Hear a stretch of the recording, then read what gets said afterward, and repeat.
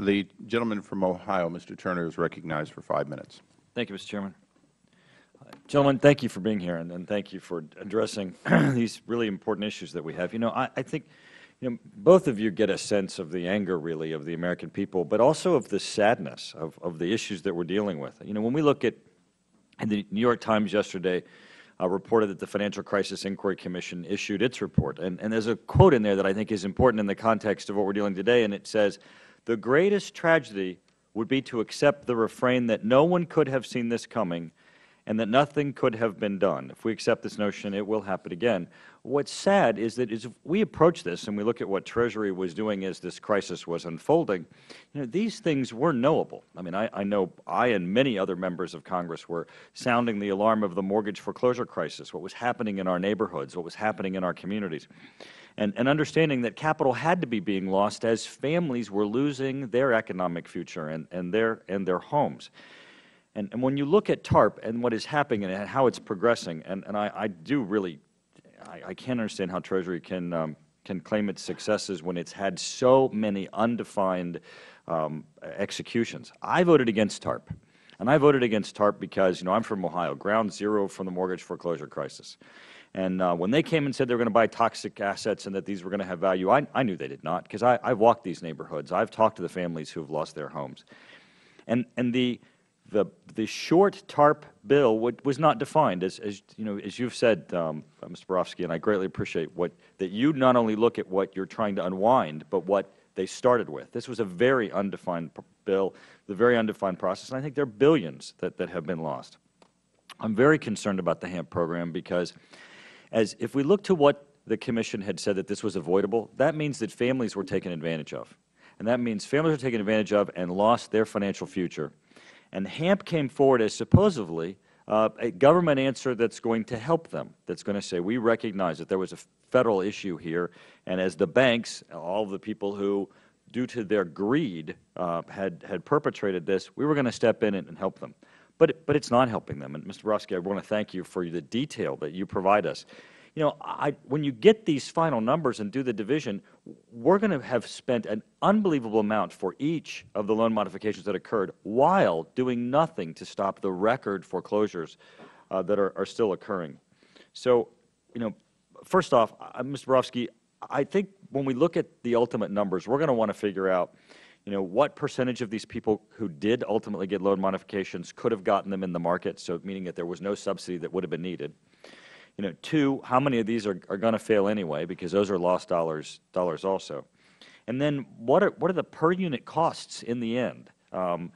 Could you speak to that for a moment as to how we're going to be able to then actually assess what was spent and we can always tell that it's a failure, and thank you for your words of that. But how are we going to assess the waste? Well, I think one of the good news aspects of the HAMP program, to the extent that there is good news, and it's reflected in CBO's loss estimate, is that the program won't spend even close to the amount of money that's allocated for it. Money only gets spent when there's actual success. So the remarkably low numbers of modifications means that a remarkably small amount of money will be spent.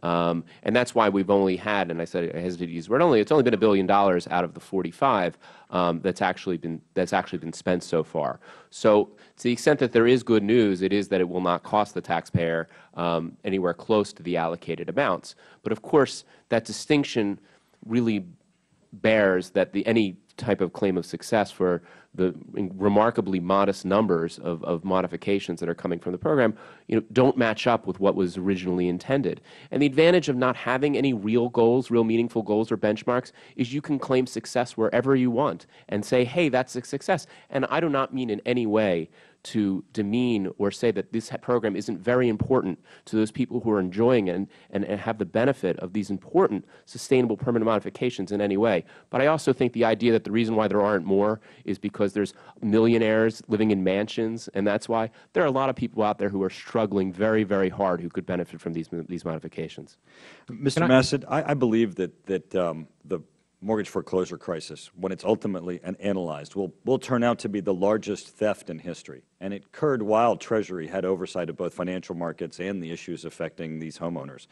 And now we have TARP, and Treasury is involved with this, and we have the SIGTARP looking at it and saying that you're still managing this without measurable outcomes and are not being very forthcoming in how the program is being involved. How can we trust what Treasury is doing in this? I'm happy to respond to that, Congressman. First of all, Mr. Borowski— If you could do so briefly. Sure. As Mr. Borowski noted, we only pay money if there is a permanent modification entered into, if we actually help someone enter into a permanent modification, and we only pay for as long as that modification continues. There's a built-in taxpayer protection element to this. So your question about unit costs, a very good question, sir.